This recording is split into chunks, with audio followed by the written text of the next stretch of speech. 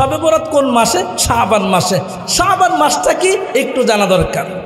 قال النبي صلى الله عليه وسلم শাবান শাহরি ও রমাদান শাহরুল্লাহ। মুসলমান ইমানদার, আল্লাহর নবী আপনাকে আমাকে ডাক দিয়ে বলেন, ও উম্মতিরা শোনো, শাবান মাসের ফজিলত এত বেশি। শাবান হলো আমার মাস। নবীজি বলেন শাবান মাস হলো আমার মাস, রমজান হলো আল্লাহর মাস। এই শাবান মাস থেকে আমি এরকমভাবে প্রস্তুতি নিব যেন আমার জীবন সফল হয়, আমার ইবাদত করতে সুবিধা হয়। তাই তো মুহাম্মদ আরবি সাল্লাল্লাহু আলাইহি ওয়াসাল্লাম এই শাবান মাসের জন্য আল্লাহ পাক রব্বুল আলামিনের কাছে আরো এক মাস আগ থেকে দোয়া করেছেন। ইমামে বাইহাকি মুসনাদে আহমদ কিতাবের মধ্যে এই দোয়াটা লেখছেন। আল্লাহর নবী মুহাম্মদ আরবি সাল্লাল্লাহু আলাইহি ওয়াসাল্লাম তিনি এই শাবান মাসের জন্য এক মাস আগ থেকে আল্লাহর কাছে দোয়া করেছেন। ইমামে আহমদ বিন হাম্বল বলেন, মুসনাদে আহমদ কিতাবের মধ্যে তিনি এই হাদিসটা জমা করেছেন, ছোট্ট একটা দোয়া, আল্লাহুম্মা বারিক লানা ফি রজব ওয়া শাবান ওয়া বাল্লিগনা রমাজান। এই যে দোয়াটা, এই দোয়া আসছে মুসনাদে আহমদ কিতাবের মধ্যে। এই কিতাব যিনি লিখছেন তিনি হলেন ইমাম আহমদ বিন হাম্বল রাহিমাহুল্লাহ। এই দোয়াটা লিখেছেন।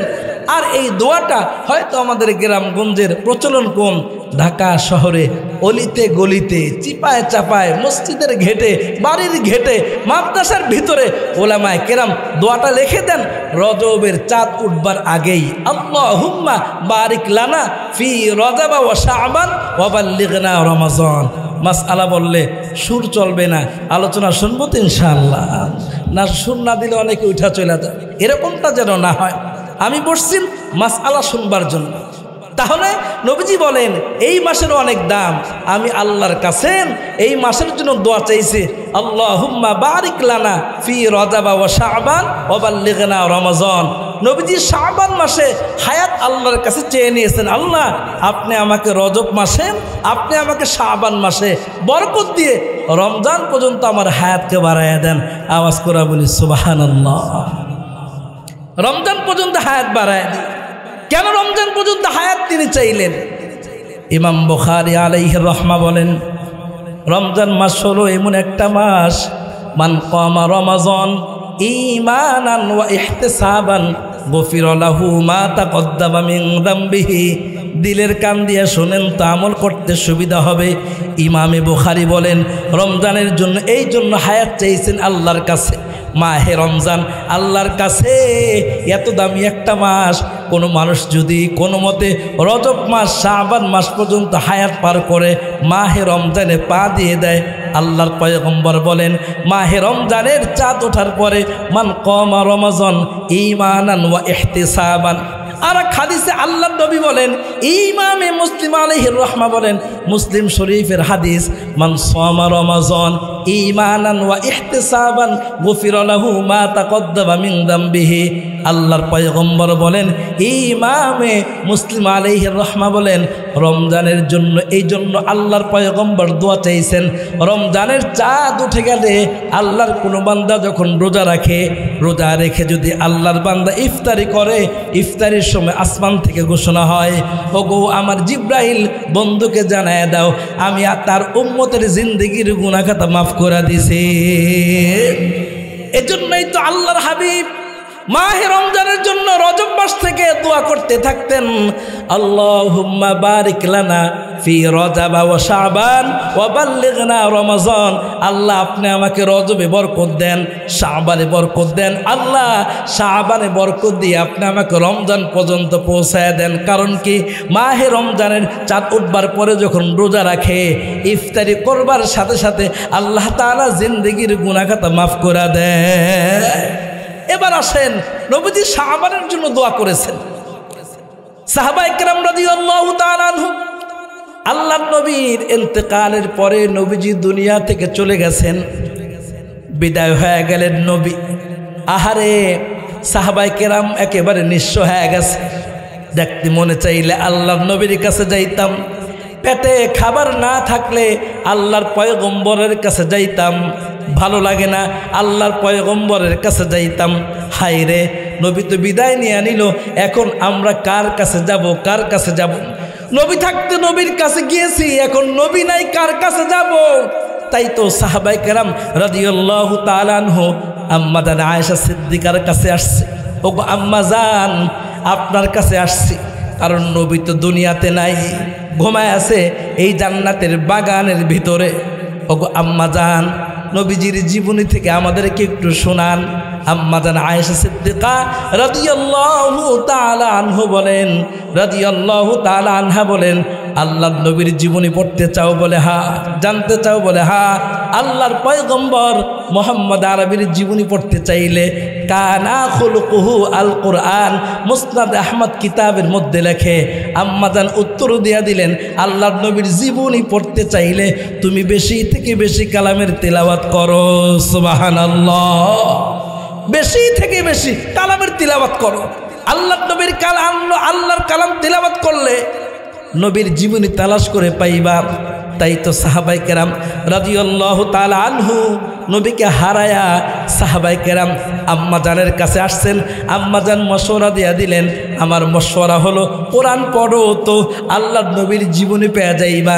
তাই শাবান মাসে সাহাবায়ে কেরাম 4টা আমল করতেন। শাবানের চাঁদ উঠলে 1 নম্বর আমল ছিল তাদের, চাঁদ উঠে গেলেই তারা আল্লাহর কোরআনের তিলাওয়াতে তারা বসে যাইতে। সুযোগ নাই তো আপনাদের, কিছু টাকা জমা করেন, 1,20,000 টাকার মতো লাগে, অথবা 1,40,000-এর মতো লাগে এই তিলাওয়াত দেখার জন্য। আমি তো এই বয়ান আজকে করি না, প্রায় 15 বছর যাবত এই বয়ান করতেছি, মাহফিলে মাহফিলে জুমাতে আলোচনা করি। আমার মুসল্লিরা বলে, হুজুর আপনি বলেছেন, সন্দেহ লাগছে, এত কোরআন কিভাবে তারা পড়ে? 3 দিনে 1 খতম, 4 দিনে 1 খতম, 5 দিনে 1 খতম, 6 দিনে 1 খতম, 10 দিনে 1 খতম, কিভাবে পড়ে? আমাদের বিশ্বাস হয় নাই। ওমরায় যখন গেলাম, শাবান মাসে ওমরায় গেলাম, দেখি মসজিদের পিলারে কোনারে বৈশা বৈশা আরবেরা আল্লাহর কালামের তিলাওয়াত করতেছে। সুবহানাল্লাহ। আমরা তো ঝগড়া করেই কুল পাই না। শাবান মাসে সাহাবায়ে কেরাম দুনিয়াবি কথা কম বলতেন, কালামের তিলাওয়াত নিয়ে বসা যাইতেন। কালামের তিলাওয়াত করলে আল্লাহ পাক রব্বুল আলামিন আপনার আমার তকদির খুলে দিবে। কালামের তিলাওয়াত কেন তারা করেন? কালামের তিলাওয়াত এজন্য করেন যে যত কালামের তিলাওয়াত করবে, নবীজি সাল্লাল্লাহু আলাইহি ওয়াসাল্লাম বলেন, তিলাওয়াতকারীকে আল্লাহর দলের, আল্লাহর পরিবারভুক্ত করা হয়েছে তেলাওয়াতকারীদেরকে, এজন্য তারা বেশি বেশি তেলাওয়াত করেন। ইমামে আহমদ বিন হাম্বল রহিমাহুল্লাহ বললে হয়তোবা আপনাদের শরীরের লোম দাঁড়ায়ও যাইতে পারে। ইমামে আহমদ বিন হাম্বল রহিমাহুল্লাহ জালেমের বিরুদ্ধে কোরআনের কথা তিনি বলতেন, সব সময় বলতেন, কাউকে রাজি খুশি করবার জন্যে না, কাউকে তেল মারার জন্য না, কোরআনের কথা বলতেন আল্লাহকে রাজি খুশি করবার জন্যে। কোরআনের পক্ষে কথা বলবার কারণে ইমামে আহমদ বিন হাম্বলকে জেলখানায় নেওয়া হয়েছে। কোথায় নেওয়া হয়েছে? কথা বলেন। জেলখানায়। কথা বলতে সহজ, জেলখানায় নিয়ে গেছে। সাজসজ্জার কোনো কমতি ছিল না, খাবারের কোনো কমতি ছিল না, ধন দৌলতের কোনো কমতি ছিল না।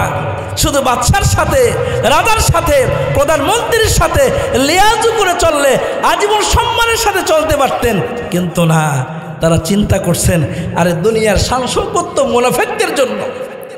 আর দুনিয়া সিজনুল মুমিন ওয়া জান্নাতুল কাফির। সাহাবায়ে কেরাম রাদিয়াল্লাহু তাআলা আনহু বলেন, ইজতানিবু আন হুব্বিদ দুনিয়া, আদ-দুনিয়া দারুল গুরুর ওয়াল আখিরাতু দারুস সুরুর।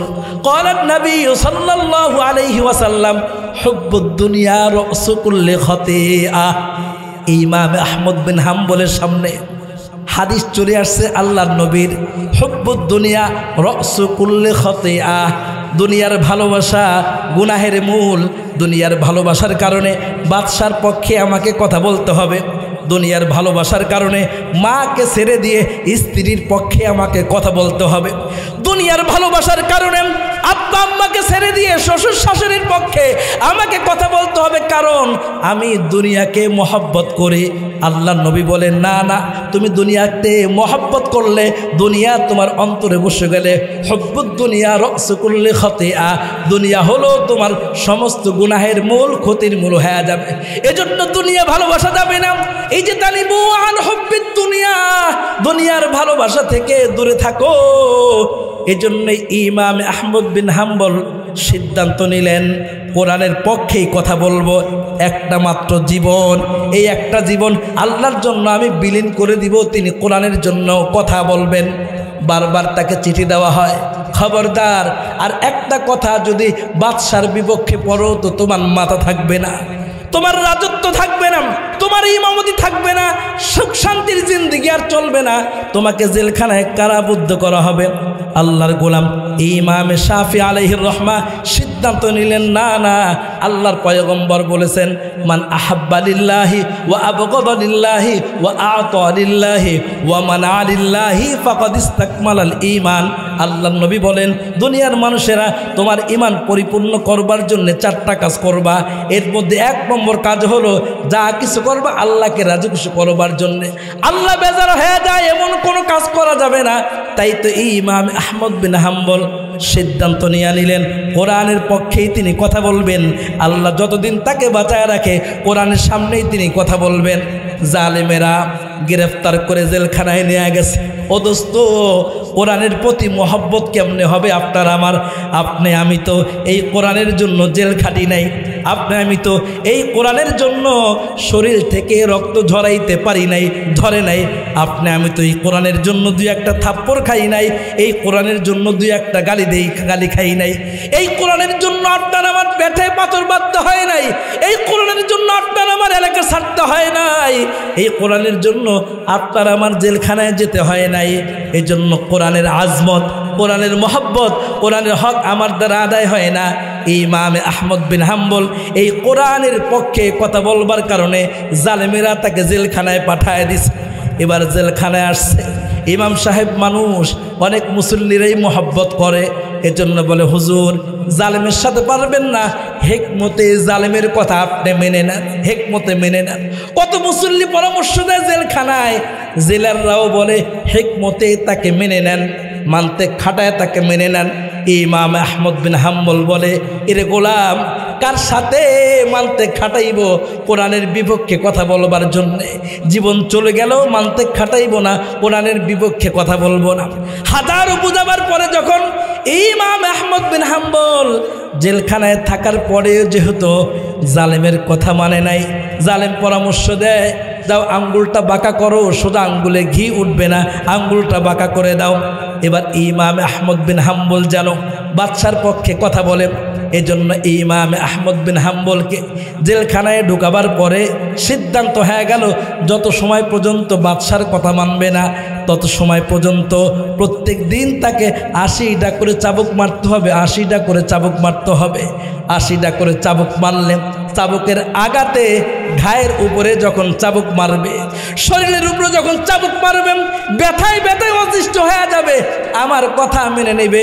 জালেমেরা তো বুঝতে পারে নাই জীবনের চাইতে আল্লাহর কোরআনের দাম বেশি। আওয়াজ করে বলেন কথা ঠিক কিনা?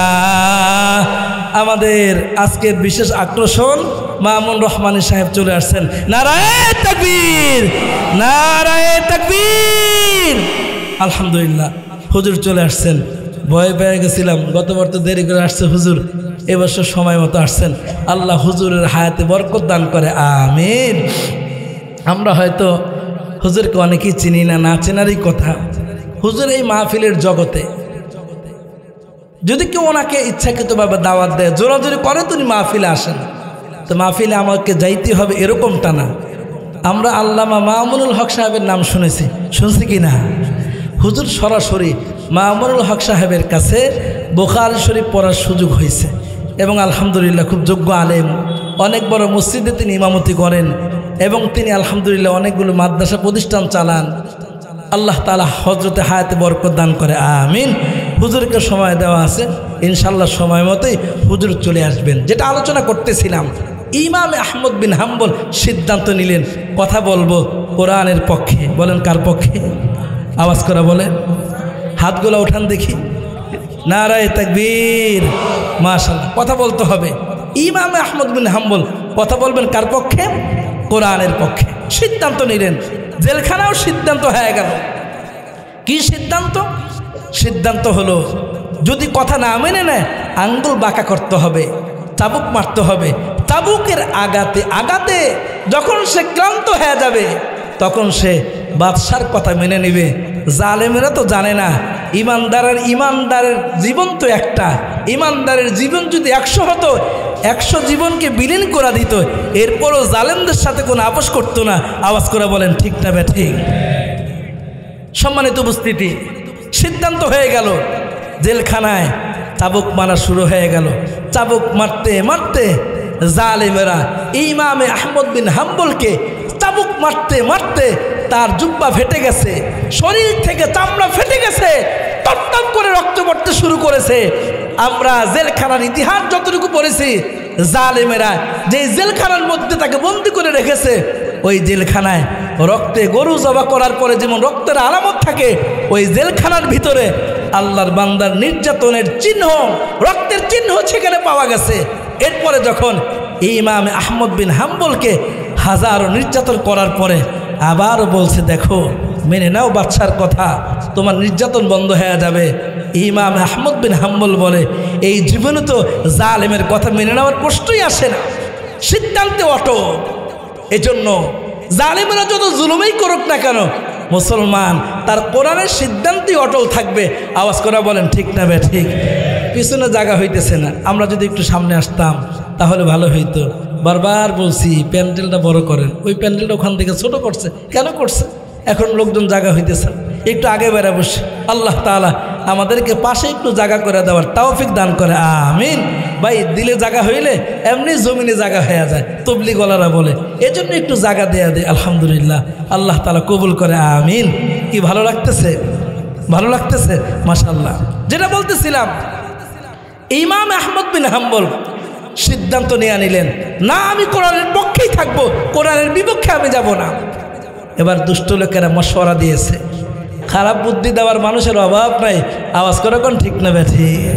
অভাব নাই খারাপ পরামর্শ দেওয়ার, কিন্তু ভালো পরামর্শ দেওয়ার মতো মানুষের বড় অভাব।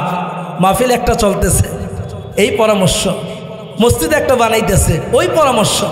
ভালো পরামর্শ দেওয়ার মতো মানুষ পাওয়া যায় না, কিন্তু খারাপ পরামর্শ দেওয়ার মতো মানুষ অভাব নাই। দোস্ত, কি পরামর্শ আপনি দিবেন?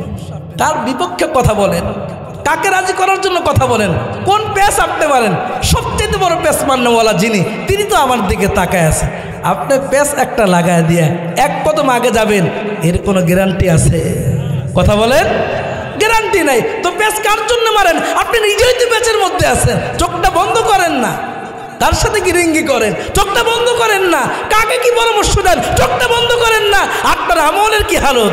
এজন্য ওই জামানায় দুষ্ট পরামর্শ দেওয়ার লোকের অভাব ছিল না। একজনে আস্তে আস্তে বাদশাকে বলে, বাদশাহ এরে মারলে কাজ হবে না, কারণ ইমানে বড় জোর। সুবহানাল্লাহ কইতেন না? কোনো লাভ হবে না। অনেক পিটায় দেখছি, চোখটা পানিও পড়ে না। সুবহানাল্লাহ কর। এত মারি চোখটা পানিও আসে না। এই মায়ের তিনি খাইতেছেন কার জন্যে? জোরে বলেন, আল্লাহর জন্যে। জাহাপনা কি বলবো, চোখটা একটু পানিও আসে না, একটু লালও হয় না। এত জোরে বাড়ি মারি, একটু চোখ লালও হয় না, চোখটা পানিও আসে না। বুঝতে পারলাম চাবুকের আঘাত দিয়া কোরআনের বিপক্ষে কথা বলানো যাবে না। আওয়াজ করে বলেন কথা ঠিক না বেঠে? আলেম ওলামা যারা কথা বলেন কোরআনের পক্ষে, জেল জরিমানা মাইরের ভয় দেখায়া আলেম ওলামাকে কোরআনের বিপক্ষে কথা বলানো যাবে না। এজন্য দোস্ত, ইমাম আহমদ বিন হাম্বল তিনি সিদ্ধান্ত নিলেন, জীবন যতদিন আছে এই কোরআনের পক্ষেই আমি থাকব। জালেমেরা পরামর্শ দিয়েছেন।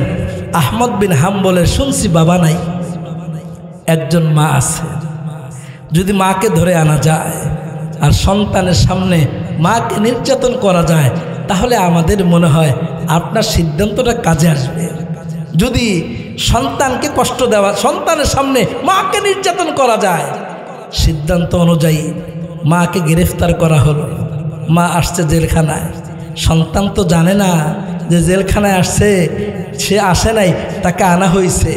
আমাদের বিগত 17 বছর অনেক ওলামায়ে কেরাম জেলখানায় ছিলেন, আমাদের ওস্তাদরা জেলখানায় ছিলেন। আমরা চাইলেও ওস্তাদদের সাথে দেখা করার সুযোগ পাই নাই। অনেক মায়েরা সন্তান জেলখানায় আছে, ছেলেটাকে মাদ্রাসায় পড়ায়া এমনও শুনছে অনেক মা দুঃখে বলছে, হুজুর ছেলেটাকে হুজুর না বানায়া স্যার বানাইলে অন্তত ছেলেটার কামাই খাইতে পারতাম। হুজুর ছেলেটাকে মাদ্রাসা না পড়ায়া কলকারখানায় দিলে অন্তত ছেলেটা বউনি আরামে ঘুমাইতে পারত। আজকে মাদ্রাসা পড়ার কারণে তাকে জেলখানায় যেতে হয়, আলেম হওয়ার কারণে জেলখানায় যেতে হয়। তো ওই জামানায় পিছনে 17 বছর জালেমদের এই জুলুমে আলেমদের আব্বা আম্মা তাদের সাথে দেখা করতে দেওয়া হতো না, অনেক কলকৌশলে তাদেরকে আলাদা রাখা হইতো। এটা হলো আর এক রকমের শাস্তি। ইমাম আহমদ বিন হাম্বল তার মা যখন জেলখানে আসছে তিনি তো খুশি, হায় অনেক দিন পরে এবার মায়ের মুখটা দেখতে পারবো, অনেক দিন পরে তিনি বড় খুশি। কিন্তু তিনি তো বুঝতে পারেন নাই মাকে জেলখানায় কেন নেওয়া হয়েছে। ইমাম আহমদ বিন হাম্বলের কাছে প্রস্তাব দেওয়া হলো, ওকে ইমাম তোমার মাকে জেলখানায় আনা হয়েছে। হুজুর তো বড় খুশি, তোমার মা জেলখানায় আসে নাই, তাকে জেলখানায় আনা হয়েছে গ্রেফতার করে। এখনো সময় আছে, বাদশার কথা মেনে নাও, এখনো সময় আছে, বাদশার কথা মেনে নাও। বাদশাহ তোমাকে সম্মান ফিরিয়ে দিবে, বাদশাহ তোমাকে ইজ্জত ফিরিয়ে দিবে, বাদশাহ তোমাকে যা চাও তাই দেয়া দিবে। ইমাম আহমদ বিন হাম্বলের অন্তরে তো নবী পাকের সেই ইতিহাস। আল্লাহ নবী যখন নবী হওয়ার পরে কালিমার দাওয়াত দিতে শুরু করেছিলেন, কাফেররা বলেছে মুহাম্মদ টাকা লাগবে টাকা নাও, স্ত্রী নারী লাগবে নারী নাও, ক্ষমতা লাগবে ক্ষমতা নাও, এরপরেও হক কথা বলা বন্ধ করে দাও। এই কথা তো ইমামে আহমদ বিন হাম্বলের অন্তরে তো এই কথা লুকায় আছে। ইমামে আহমদ বিন হাম্বল চিন্তা করলেন, আল্লাহর পয়গম্বরও তিনি দুনিয়া নেন নাই, তিনি স্ত্রী নেন নাই, তিনি নারী নেন নাই, তিনি বাড়ি নেন নাই, সম্পদ নেন নাই, তিনি নিয়েছেন আল্লাহর দ্বীনকে বেচে। এজন্য ইমাম আহমদ বিন হাম্বল তিনিও তো আল্লাহর নবীর কালিমা পড়তে বলে একজন সিপাহী, তিনি বললেন জীবন থাকতে আমি কোরআনের বিপক্ষে সিদ্ধান্ত নিতে পারবো না, সিদ্ধান্ত তিনি নিলেন। এবার বললেন যদি তা না করো তো তোমার মায়ের গায়ে এখনই হাত দেওয়া হবে, তোমার মায়ের ইজ্জতের মামলা। ইতিহাস পড়ে দেখলাম ইমামে আহমদ বিন হাম্বল তাকায় আছে মায়ের দিকে। এবার জালিমেরা মায়ের গায়ের মাথার মধ্যে হাত দিয়েছে। ইমাম আহমদ বিন হাম্বলের শরীরটা থরথর করে কাঁপতেছে। হায়, সন্তানের চোখের সামনে মাকে লাঞ্ছিত করবে, মাকে বেজ্জতি করবে, সন্তানের চোখের সামনে সন্তান কিভাবে সহ্য করে। আল্লাহর বান্দা ইমাম আহমদ বিন হাম্বল আকাশের দিকে তাকায়া চোখ দিয়ে পেনেছে পানি ছেড়ে দির জন্য, আল্লাহ গো তোমার কাছে ছোট্ট একটা ফরিয়াদ, আর কোন কাজ করলে আর কোন ইবাদত করলে তুমি আরো বেশি আমার উপরে খুশি হবা, আমি তোমাকে আরো বেশি ভালোবাসতে পারবো। আল্লাহ পাক রব্বুল আলামিন ইমাম আহমদ বিন হাম্বলকে ডাক দিয়ে বলেন, এরে আহমদ, আমাকে ভালোবাসতে চাইলে, আমার আরো কাছে আসতে চাইলে তোমাকে ছোট্ট একটা কাজ করতে হবে। আজকের পর থেকে কালামের তিলাওয়াত তুমি বাড়ায় দাও। সুবহানাল্লাহ। আজকের পর থেকে কালামের তিলাওয়াত বাড়ায় দাও। যে তত বেশি কালামের তিলাওয়াত করবে সে তত আমার কাছে চলে আসবে। মুসলমান ইমানদার, কালামের তিলাওয়াত বেশি করব তো দূরের কথা, নামাজেই তো আপনি আমি যাইতে পারি না। এই জন্য সাহাবায়ে কেরাম রাদিয়াল্লাহু তাআলা আনহু শাবান মাস আসলে আল্লাহ পাকের কালামের তিলাওয়াত বেশি বেশি করতেন আল্লাহকে রাজি খুশি করবার জন্যে। আল্লাহ পাক রব্বুল আলামিন আপনাকে আমাকে আল্লাহর কালাম বেশি বেশি তিলাওয়াত করবার তৌফিক দান করে বলি আমিন। আলোচনা করতেছিলাম শাবান মাসে সাহাবায়ে কেরাম 4টা আমল বেশি করতেন। 1 নম্বর চলে গেল কালামে পাকের তিলাওয়াত। 2 নম্বর আমল হলো তারা এই শাবান মাস থেকে যাকাত দেওয়া শুরু করতেন। যাকাত কেন তারা যাকাত দিতেন? প্রশ্ন হলো আমাদের দেশের মানুষেরা রমজানে যাকাত দিতে চায়, শাবানে যাকাত দেয় না। রমজানে যাকাত দিলে সওয়াব বেশি। সাহাবায়ে কেরাম শাবানে কেন দিতেন? আলোচনা শোনেন। শাবানে এই জন্য তারা দিতেন, শাবান মাসে আল্লাহর ওলিরা এই জন্য তারা যাকাত দিতেন, কারণ যাকাত হলো গরিবের জন্য একটা হক, মালের ময়লা। যাকাত তারা এই জন্য আদায় করতেন শাবান মাসে। শাবান মাসে গরিব গোরাবারা যাকাতের টাকা দিয়ে সেহরির ব্যবস্থা করবে। তারা তাদের ইফতারির ব্যবস্থা করবে, বিবি বাল বাচ্চার জন্য কাপড় চোপড় না থাকলে তারা ব্যবস্থা করবে। এজন্য সাহাবায়ে কেরাম রাদিয়াল্লাহু তাআলা আনহুম শাবান মাস থেকে দ্বিতীয় আমল তারা যাকাত দেওয়া শুরু করতেন। কেন? শাবান মাসে যাকাত দিলে গরিব গোরাবার রমজানে ইবাদত করতে সুবিধা হবে। এজন্য তারা মাহে রমজানের আগে শাবানে রমজানের প্রস্তুতিমূলক তারা যাকাত দিতেন। আর আমাদের দেশে এর বিপরীত। এই শাবান মাস যারা দোকানদারি করেন, যারা ব্যবসা করেন, তারা ভালো বুঝবেন, আমিও ভালো বুঝি। এই জন্য কারণ ঢাকাতে আমার মাদ্রাসা আছে, সেখানে বোর্ডিংয়ে বাজার করতে হয়, বাজারে যেতে হয়। হুজুররা বলেন আলু তো হুজুর 70 টাকা হয়ে গেছে, ডালের দাম বেড়ে গেছে, তেলের দাম বেড়ে গেছে। কেন? ওই যে রমজান চলে আসছে। সাহাবায়ে কেরাম মাহে রমজান আসার আগে শাবান মাসে যাকাত দিতেন, এজন্য যেন আমার ভাই টাকার অভাবে সেহরি ইফতারে যেন কষ্ট না হয়। আর আমাদের বাংলাদেশে শাবানের চাঁদ উঠলে ব্যবসায়ী মাল স্টক করে, সিন্ডিকেট করে, যেন বেশি দামে বিক্রি করা যায়। তেলের দাম ছিল 200 টাকা, শাবানের চাঁদ ওঠার পরে সবে বরাতের পরে ওই তেলের দাম হয়ে যাবে 250 টাকা। কেন? ওই যে পেঁয়াজু ভেজে খাবে। আরে যেই বুড়ের দাম ছিল 70 টাকা, শাবান মাসের চাঁদ ওঠার পরে সবে বরাতের পরে এই সকল জিনিসের দাম হয়ে যায় 100 টাকা। পেঁয়াজের কেজি ছিল 50 টাকা, সবে বরাতের পরে এর দাম হয়ে গেছে 100 টাকা। কেন? বেশি বিক্রি হবে। সাহাবায়ে কেরাম রাদিয়াল্লাহু তাআলা আনহু তারা যেন মানুষ ইবাদত করতে পারে, এজন্য নিজ থেকে যাকাতকে তারা বিলায়া দিতেন। আর আমরা যাকাত না দিয়ে কি করি? মানুষকে কিভাবে ঠকানো যায়, আটকানো যায়, এই হলো আমাদের অবস্থা। এজন্য দোস্তম সাহাবায়ে কেরাম রাদিয়াল্লাহু তাআলা আনহুম শাবান থেকে যাকাত দিতেন। আমরাও এখন থেকে আজকের মাহফিলের পরে বাড়িতে গিয়ে লিস্ট করব আমার কয়জন গরিব গোরাবা আছে। আগে আমার আত্মীয় গরিব গোরাবা, এরপরে যদি গরিব গোরাবাকে দেওয়ার পরে থাকে তখন মাদ্রাসাগুলো, যদি থাকে তো মাদ্রাসায়, না থাকলে গরিব গোরাবার হক আদায় করে দেন, কোনো সমস্যা নাই। তবে যাকাতটা এখন থেকে দেওয়ার চেষ্টা করা। যাকাত দিলে কি লাভ আর যাকাত না দিলে কি ক্ষতি, সংক্ষিপ্ত আলোচনা করব। আল্লাহ তাআলা কোরআনে 83 জায়গায় বলছেন নামাজের কথা, আর 32 অথবা 33 জায়গায় বলছেন যাকাতের কথা। ওয়া আকিমুস সালাতা ওয়া আতুজ যাকাত। নবীজি বলেন যেখানেই নামাজের কথা বলেছি সেখানেই যাকাতের কথা বলেছি, অধিকাংশ জায়গায়। কেন বলেছেন? যেই ব্যক্তি নামাজ পড়ে ওই ব্যক্তি যাকাত দেয়। হ্যাঁ, নামাজি শুনে নাও, তুমি নামাজ পড়ো যাকাত দাও না, তোমার নামাজ মালিকের কাছে কবুল হবে না। শাইখুল হাদিস আল্লামা জাকারিয়া আলাইহির রহমা বলেন, প্রিয় নবীজি সাল্লাল্লাহু আলাইহি ওয়াসাল্লাম বলেন, নামাজ পড়ার পরে সম্পদশীল হলে যাকাত না দিলে তার নামাজ কবুল হবে না। আরে দোস্ত, যাকাত দিলে তো আপনার লাভ, আপনার সম্পদে হেফাজত হবে। অনেক সময় আপনারা আমাদের কাছে তাবিজ চান, হুজুর ব্যবসা করতেছি যেন এটা ঠিক থাকে, আমার সম্পদ যেন ঠিক থাকে, আমাকে একটা আমল দেন। আজকে আমি আপনাদেরকে, জমিদারদেরকে একটা আমল দিই, তাবিজ দিয়ে নিয়ে যান। তাবিজটা কি? যাকাত আদায় করেন। নবীজি সাল্লাল্লাহু আলাইহি ওয়াসাল্লাম মসজিদে নববীর মধ্যে যাকাতের ওয়াজ করতেছেন। যাকাত সাহাবায়ে কেরাম শুনতেছেন মনোযোগ দিয়ে। ওই রাস্তার পাশ দিয়ে একজন ইহুদি মহিলা যাইতেছে। তো ইহুদি মহিলাও দাঁড়ায় নবীজির যাকাতের ওয়াজ শুনতেছেন। সুবহানাল্লাহ কইবেন না? নবীজির যাকাতের বয়ান শুনতেছেন। তো যাকাতের বয়ান শুনলেন। যাকাতের বয়ান শোনার পরে বাড়িতে আসছে আয়েশা। নবীজি বলছেন, ও সাহাবীরা, তোমরা মালের যাকাত দাও। মালের যাকাত কি? 40 টাকা থাকলে 1 টাকা যাকাত দিতে হয়, 1 লক্ষ টাকা থাকলে 2500 টাকা যাকাত দিতে হয়, 1 বছর তার কাছে থাকলে। লম্বা আলোচনা, সেদিকে যাব না, যেহেতু আমার আলোচনার বিষয় হলো শবে বরাত, শাবান মাস। তো যাকাত এইভাবে আলোচনা করছেন। মহিলা বাড়িতে এসে সে তার মালগুলো একসাথে করছে, করার পরে 40 ভাগের 1 ভাগ আলাদা করছে, এটা সে যাকাত দিয়া দিবে।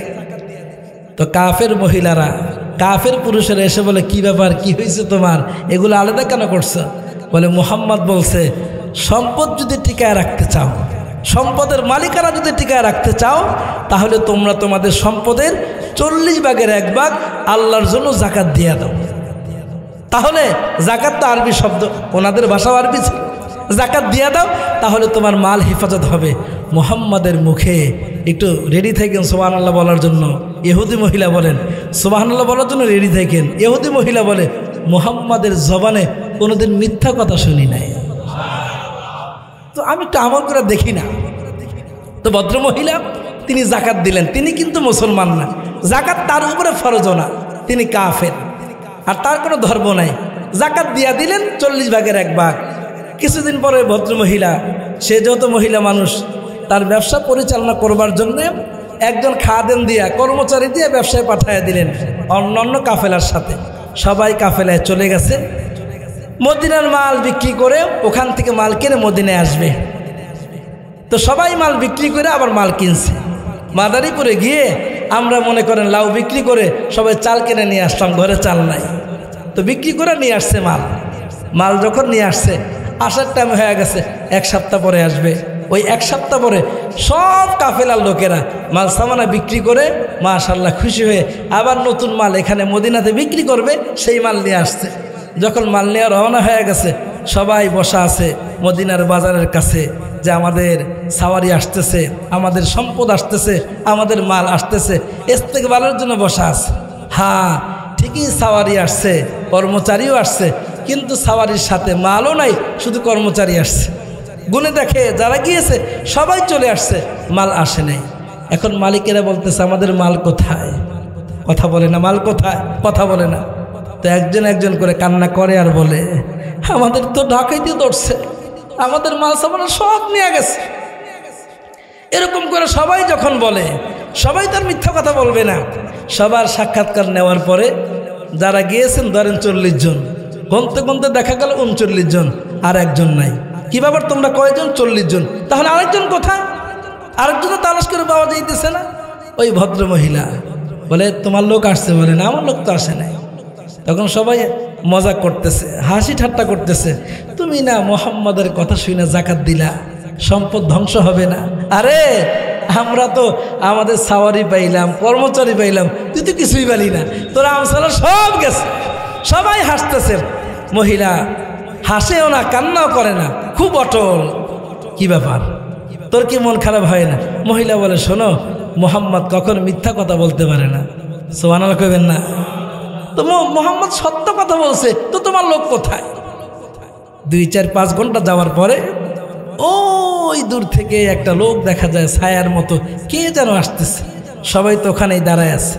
এরপরে আস্তে আস্তে আস্তে আস্তে দেখা যায় হ্যাঁ একটা সাওয়ারি আসতেছে, আস্তে আস্তে দেখা যায় হ্যাঁ কিছু মাল সামান আসতেছে, হ্যাঁ দেখে তার সাথে একজন লোকও আসতেছে। এবার যখন সাওয়ারি মাল সামানা নিয়ে মদিনাতে ঢুকছে, ঢোকার পরে দেখে এই লোক অন্য কেউ না, এই লোক হলো ইহুদি মহিলার কর্মচারী। সুবহানাল্লাহ। এবার ইহুদি মহিলা আশ্চর্য হয়ে গেছে, সবাই ওনার দিকে তাকায় আছে। ইহুদি মহিলা ডাক দেয়া বলে শোনো, আমি বলেছি মুহাম্মদ মিথ্যা বলতে পারে না, মুহাম্মদ কখন মিথ্যা বলে নাই। মুহাম্মাদের এক নাম হলো আল আমিন। আরবের লোকেরা মুহাম্মদকে আল আমিন বলতো। মুহাম্মদ আল আমিন মানে সত্যবাদী। মুহাম্মদ মিথ্যা কথা বলতে পারে না, আমি আগে বলেছি। শোনো আরবের মানুষেরা, আগেও মুহাম্মদ সত্য বলেছে, পরেও মুহাম্মদ সত্য বলেছে, আজকে আবার প্রমাণ হয়ে গেল মুহাম্মদ তো সত্যই, মুহাম্মাদের খোদাও একজন সত্যবাদী। আওয়াজ করে বলেন সুবহানাল্লাহ। মুহাম্মদ বলেছে জাকাত দিলে মাল হেফাজত হয়, তোমরা জাকাত দাও না, তোমাদের মাল হেফাজত হয় না। দেখো আমি জাকাত দিয়েছি, জাকাত দেওয়ার কারণে আল্লাহ তাআলা মুহাম্মাদের খোদা আমার মালের হেফাজতের ব্যবস্থা করছে। সুবহানাল্লাহ। এজন্য দোস্ত, যারা মালকে হেফাজত করতে চান, মালের জাকাত দেন 40 ভাগের 1 ভাগ। যদি জাকাত না দেন তো মাল ধ্বংস হবে।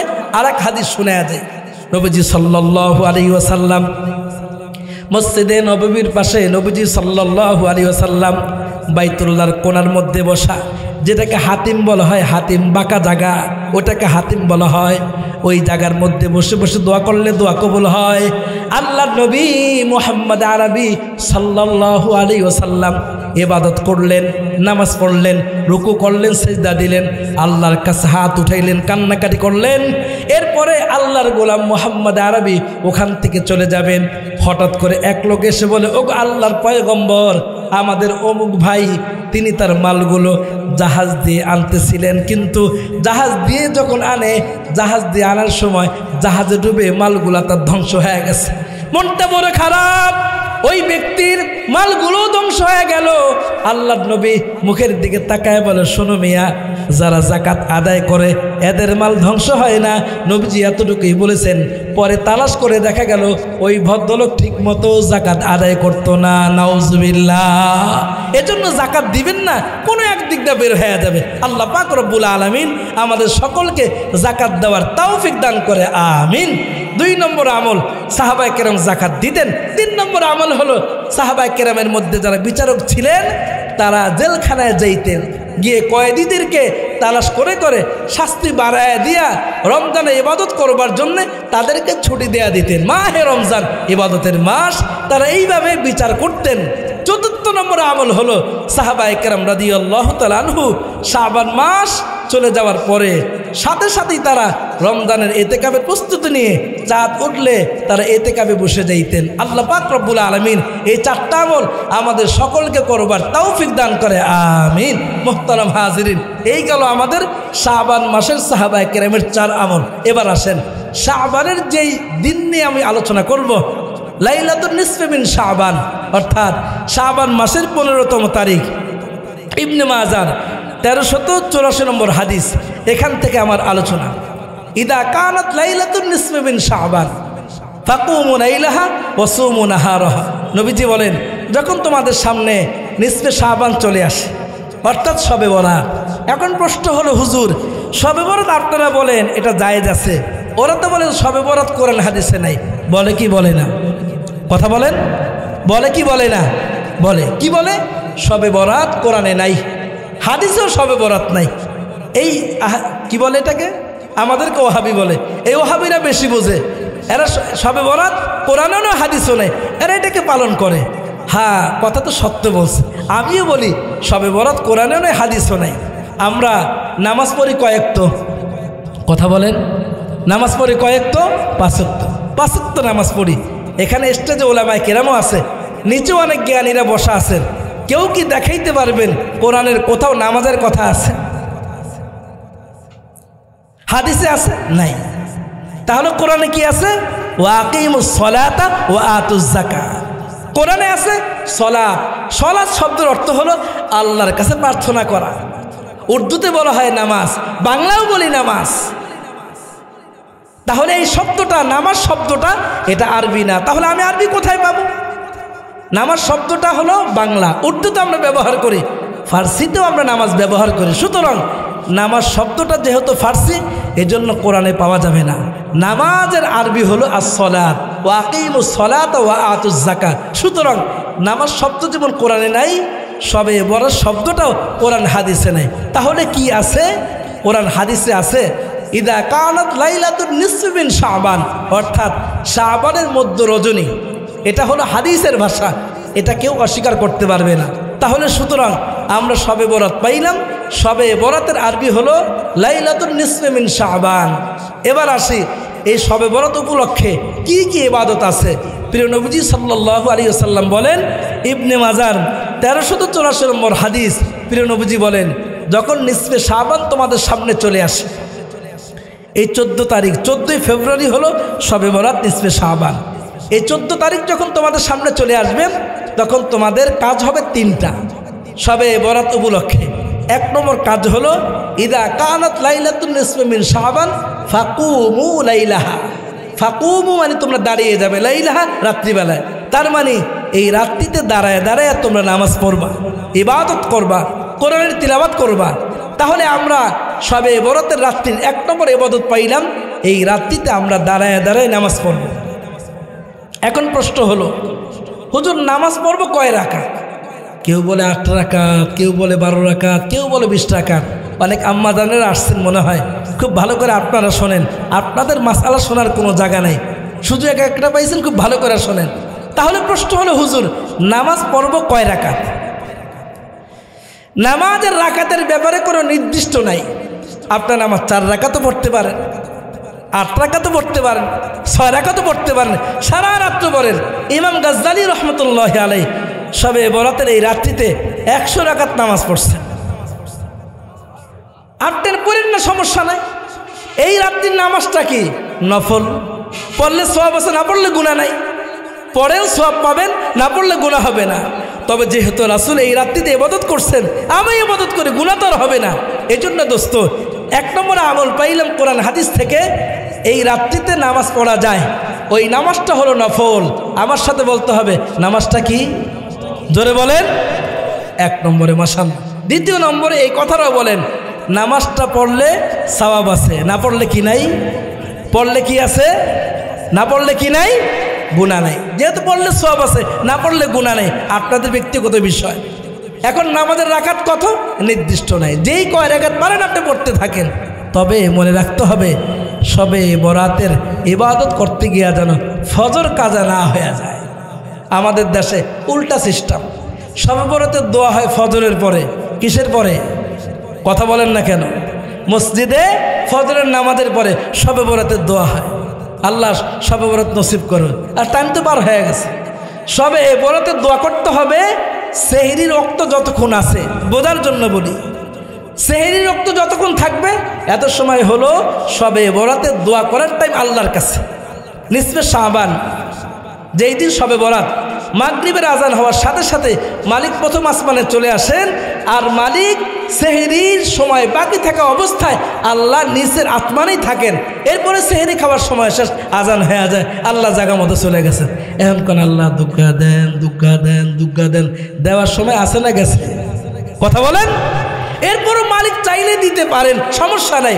কিন্তু আপনি তো সময়ের বাহিরে চাইলেন। ঘোষণা হয়েছে যে দুপুর 12টা পর্যন্ত পরীক্ষা। এখন ওই বাচ্চা গেছে 1টা বাজে, হলে ঢুকতে দিবে? পরীক্ষা তো শেষ, তার সময় শেষ। সবেই বরাতে মালিকের কাছ থেকে কোনো কিছু চাইতে হলে বিশেষভাবে আপনাকে সেহরির সময় পর্যন্ত চাইতে হবে। এরপরে চাইলে মালিক দিতেও পারেন, নাও দিতে পারেন। এজন্য সময়টাকে খেয়াল করা। আচ্ছা, এরপরে আসেন, নামাজের রাকাত নির্দিষ্ট নাই। প্রশ্ন হলো, আম্মা জান হুজুর কোন সূরাটা জানি? ও যে প্রথম রাকাতে কুল হু আল্লাহ 3 বার, এরপরে ইন্না জালনা 1 বার। এই যে আপনারা মাসালাগুলা বানাইছেন, কোন কিতাবে লেখা আছে এগুলো? যে প্রথম রাকাতে কুল হু আল্লাহ 3 বার, দ্বিতীয় রাকাতে 2 বার, তো এটা ওইটা কোরআন হাদিস মোতাবেক ফিকহের কোন কিতাবে নবীজি সাল্লাল্লাহু আলাইহি ওয়াসাল্লাম এমন কথা বলেছেন পাওয়া যায় না। তাহলে এগুলো আমরা নিজেরা বানায় নিছি, নিজেরা বানাইছি। বানোয়ার কথা। আল্লাহ তাআলা এই কথা থেকে আপনাকে আমাকে সরে আসার তৌফিক দান করে, আমিন। তাহলে কি বললাম? নামাজের রাকাতের নির্দিষ্ট কোনো সংখ্যা নাই। তৃতীয় নম্বরে, নামাজের জন্য নির্দিষ্ট কোনো সূরা নাই। আপনি 2টা সূরা জানেন, এই 2 সূরা দিয়ে আপনি নামাজ পড়েন, কোনো সমস্যা নাই। নামাজ পড়লে সওয়াব আছে, না পড়লে গুনাহ নাই। তাহলে আমরা এই রাতের নামাজ পাইলাম। এই রাতের আরেকটা আমল হলো, নবীজি সাল্লাল্লাহু আলাইহি ওয়াসাল্লাম এই রাত্রিতে তিনি জান্নাতুল বাকিতে গিয়েছিলেন। আল্লাহ আমাদেরকেও যাওয়ার তৌফিক দান করে। জান্নাতুল বাকি কোথায়? ঢাকা না ফরিদপুর? কোথায়? মাশাআল্লাহ, অনেকে ঢাকা মনে করছে।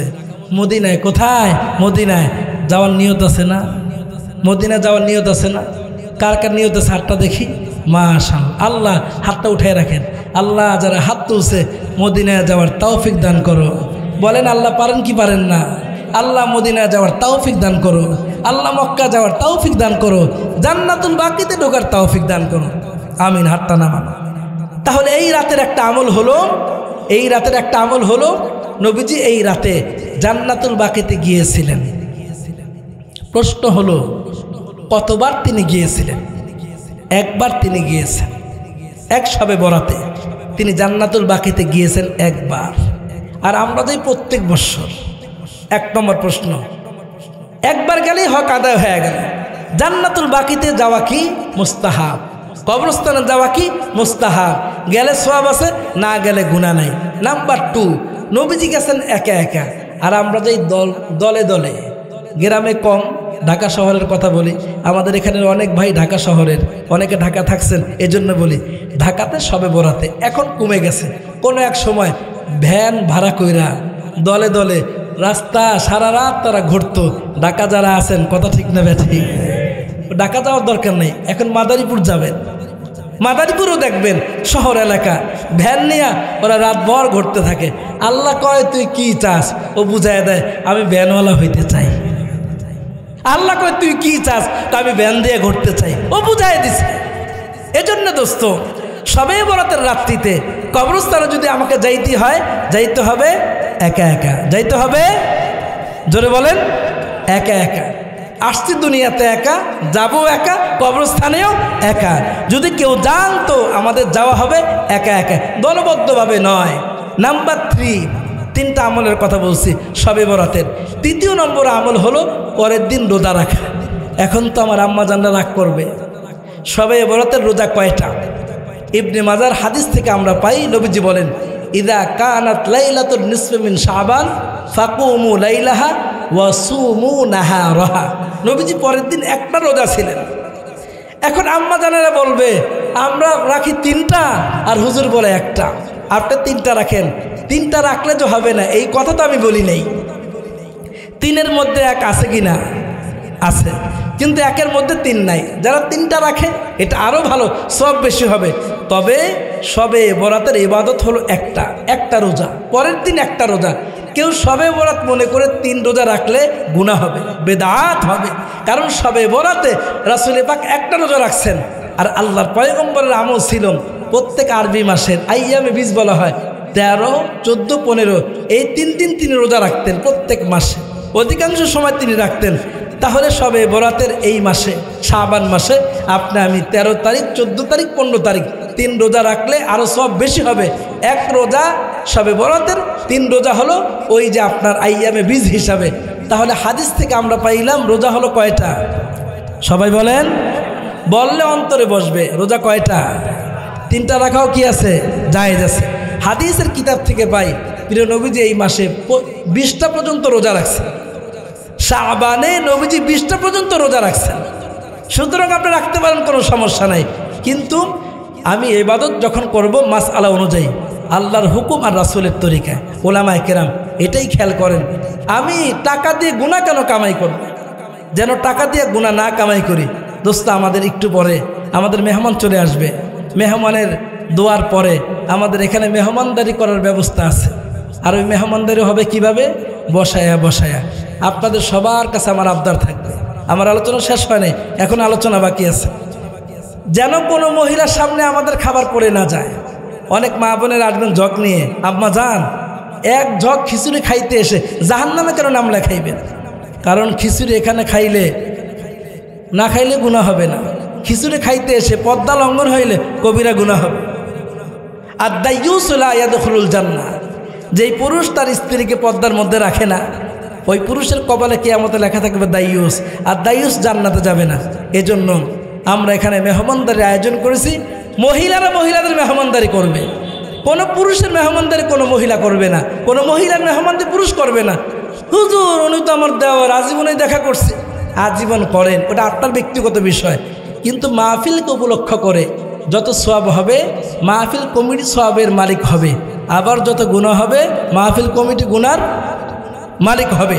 এজন্য কোনোভাবেই যেন আমাদের মাহফিলের মাধ্যমে গুনাহ না হয়। আল্লাহ তাআলা আমাদেরকে সেই দিকে লক্ষ্য রাখবার তৌফিক দান করে, আমিন। সম্মানিত উপস্থিতি, শবে বরাত উপলক্ষে 3টা আমল পাইলাম। এবার আসেন শবে বরাত উপলক্ষে কোন কোন কাজ করলে গুনাহ হয়। আচ্ছা, হাদিস থেকে পাইলাম নামাজ, হাদিস থেকে পাইলাম রোজা, হাদিস থেকে পাইলাম কবরস্থানে যাওয়া মুস্তাহাব বা সুন্নত। কিন্তু হাদিস থেকে এত বছর পড়াশোনা করার পরে রুটি তো তালাশ করে পাইলাম না। তাহলে হালুয়া রুটি, শবে বরাতের হালুয়া রুটি, এই হালুয়া রুটি কোত্থেকে আসলো? সম্মানিত উপস্থিতি, শবে বরাতে খুব মনোযোগ দিয়ে শোনেন, শবে বরাতের রাত্রি রুটি খাওয়ার রাত্রি নয়। এই রাত্রি হলো আল্লাহর কাছে রুটি মঞ্জুর করার রাত্রি। আওয়াজ করে কোন ঠিক না বেঠিক? আবারও ভালো করে বোঝেন আম্মা জানেরা, খুব ভালো করে বোঝেন। শবে বরাত উপলক্ষে মেয়ের বাড়িতে, গ্রামগঞ্জে নাই, ঢাকার কথা বলি, শবে বরাত উপলক্ষে মেয়ের বাড়ি থেকে যদি শ্বশুর বাড়িতে রুটি না যায়, হালুয়া রুটি না যায়, তো ঝগড়াঝাটি হইতে থাকে। শবে বরাতের রাত্রি হলো রুটি আল্লাহর কাছে মঞ্জুর করাবো সারা বছরের জন্য। এই রাত্রি তো রুটি বানাবার রাত্রি না। যারা রুটি বানায়, এই রাত্রিতে রুটি বানাতে গিয়ে আমরা ছোটবেলায় দেখেছি ঢাকা শহরে রুটি বানাইতে বানাইতে ক্লান্ত হয়ে গেছে। এমন ক্লান্ত 2 রাকাত নামাজ পড়ার সুযোগ পায় নাই, ফজরের নামাজটাও পড়তে পারে নাই। তো রুটি বানায়া জান্নাতে গেলেন না জাহান্নামে গেলেন? নামাজই পড়লেন না, জান্নাতে গেলেন না জাহান্নামে গেলেন? জাহান্নামে গেলেন। এই জন্য সবে বরাতে রুটি আর হালুয়া। এর মজার ঘটনা আছে। যারা রুটি আর হালুয়া বানায় আর খাওয়ায় ওনাদেরকে বলেন রুটি হালুয়া কেন বানান? ওরা বলবে আরে মোল্লার গোষ্ঠী কোরআন হাদিস বোঝে না, আমাদেরকে কয় কি কয় না। আর একদল তো কয় কোরআন শরীফ হলো 90 পারা, 60 পারা আছে বাতেনে, আর ওরা 30 পারা নিয়ে ফালাফালি করে। একদল বলে কি বলে না কোরআন শরীফ 90 পারা। আমি তাদেরকে বলি কোরআন শরীফ যদি 90 পারা হয় তো আমরা তো 30 পারা দিয়ে তারাবি পড়ি, তারাবি তো তোরাও পড়স, তোরা বাদ বাকি 60 পারা দিয়ে তারাবি পড়ায় দেখায় দেয়। তাহলে বোঝা গেল ভণ্ডামি ছাড়া কিছু না।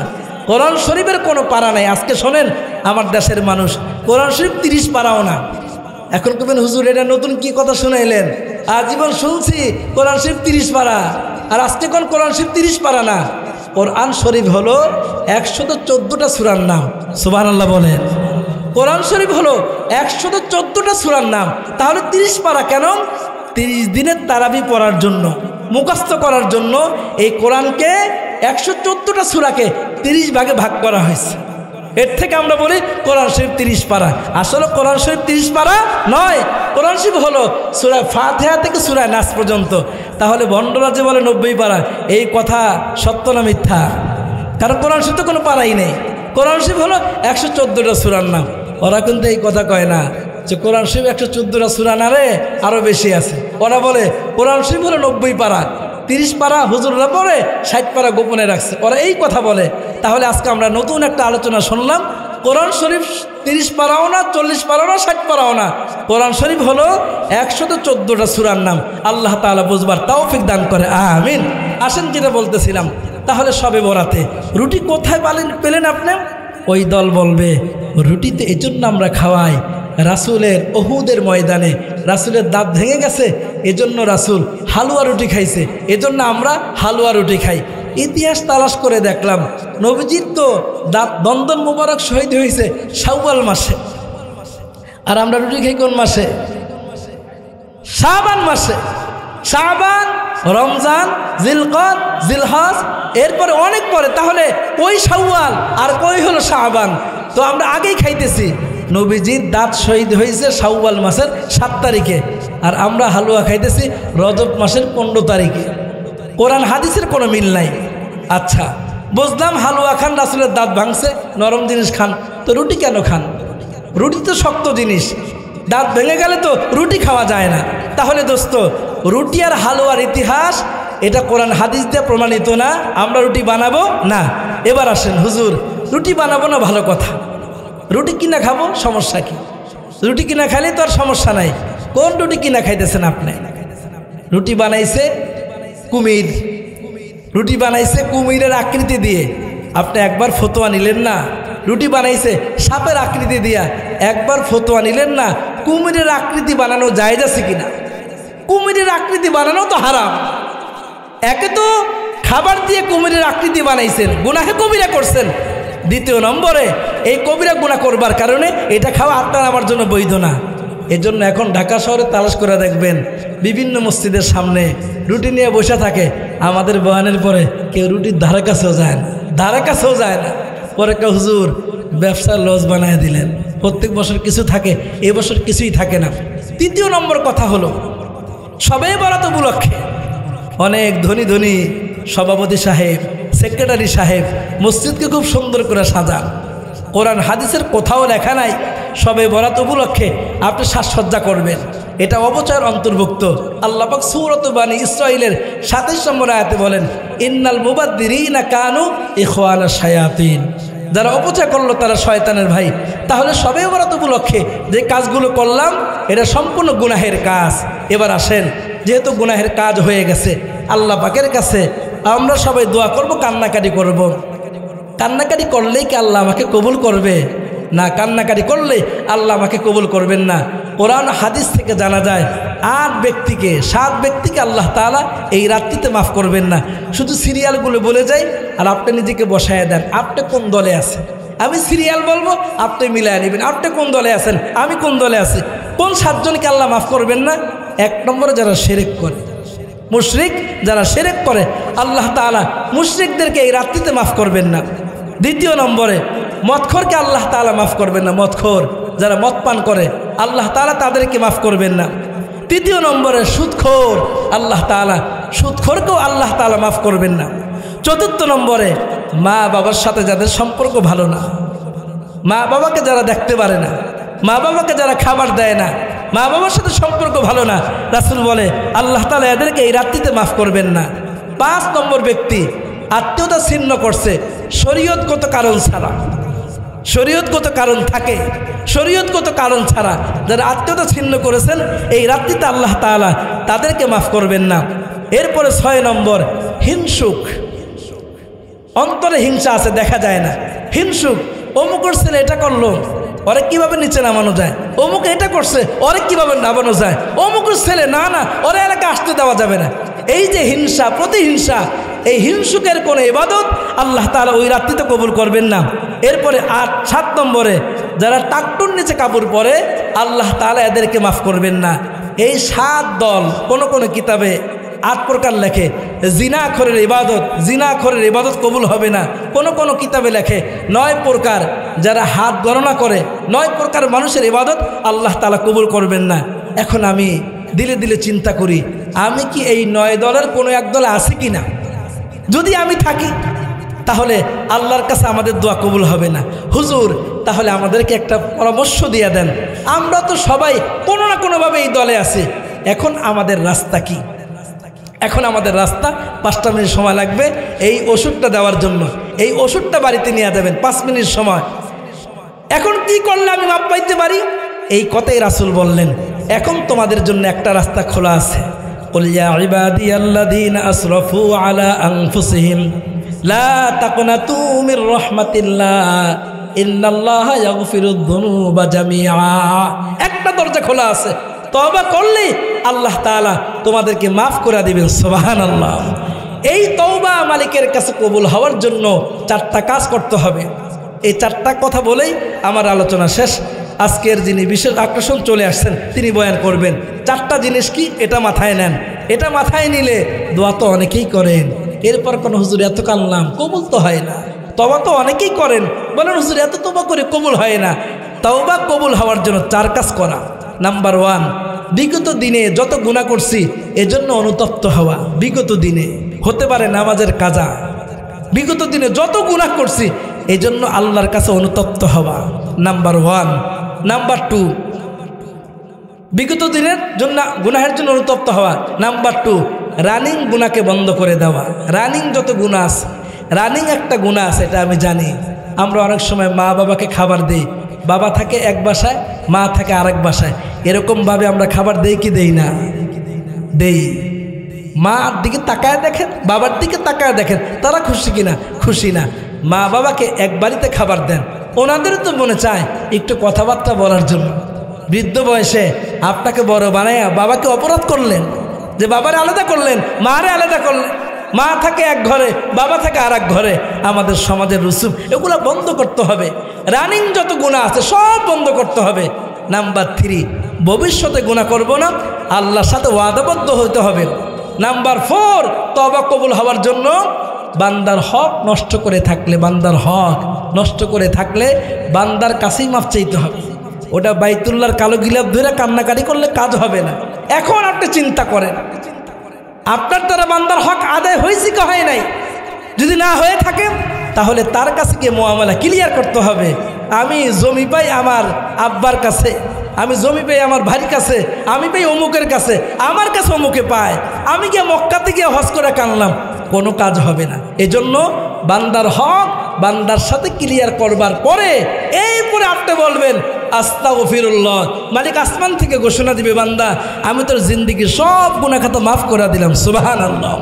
এই 4টা কাজ করলে আমাদের তওবা কবুল হবে। আল্লাহ পাক রব্বুল আলামিন আমাদের